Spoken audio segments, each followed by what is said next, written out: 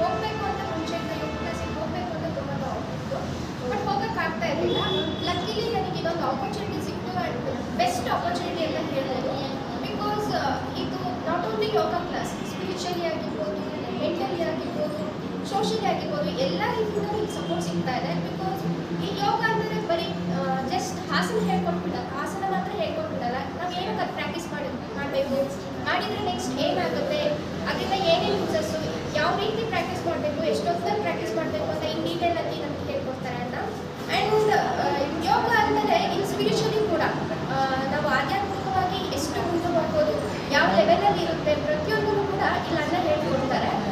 ಹಾಗೆ ಕೂಡ ಇದು ಬರೀ ಯೋಗ ಕ್ಲಾಸ್ ಆ್ಯಂಡ್ ನಾವು ಬಂದು ಇಲ್ಲಿ ಹೋಗೋ ರೀತಿ ಇಲ್ಲ, ಲೈಕ್ ಎ ಫ್ಯಾಮಿಲಿ.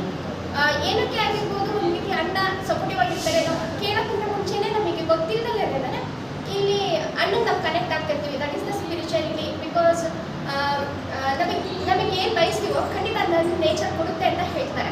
ನಾವು ಅದನ್ನು ಸ್ಟ್ರಾಂಗ್ ಆಗಿ ಡಿಸೈಡ್ ಮಾಡಬೇಕಷ್ಟೇ. ಆ ವಿಚಾರದಲ್ಲಿ ತುಂಬಾ ಲಕ್ಕಿ ಅಂತ ಹೇಳ್ಬೋದು.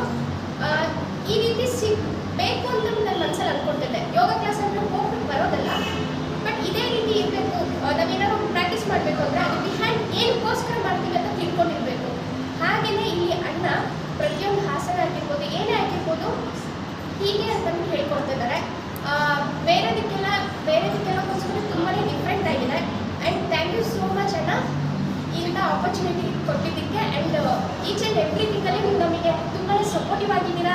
ಸ್ಟಡೀಸ್ ಆಗಿರ್ಬೋದು ಆ್ಯಂಡ್ ಫ್ಯಾಮಿಲಿ ಯಾವಾಗಾರ ನಾವು ಡೌನ್ ಆದ್ವಿ ಅಂದರೆ ತುಂಬ ಖುಷಿ ಮಾಡ್ತಾ ಇದ್ದೀರಾ. ಆ್ಯಂಡ್ ನೇಚರ್ಗೆ ತುಂಬ ಥ್ಯಾಂಕ್ಸ್ ಹೇಳ್ತೀವಿ. ನಮಗೆ ಇಂಥ ಒಂದೊಳ್ಳೆ ಆಪರ್ಚುನಿಟಿ ನೀವು ಉಡುಗೊರೆಯಾಗಿ ನಮ್ಮ ಲೈಫಲ್ಲಿ ಸಿಕ್ಕಿದ್ದು. ಆ್ಯಂಡ್ ನಾನು ಇದನ್ನು ಯಾವತ್ತೂ ಮಿಸ್ ಮಾಡ್ಕೊಳಕ್ಕೆ ಇಷ್ಟಪಡಲ್ಲ. ಲೈಫ್ ನಮ್ಮ ಜೊತೆಗೆ ಯಾವತ್ತೂ. ಥ್ಯಾಂಕ್ ಯು, ಧನ್ಯವಾದ.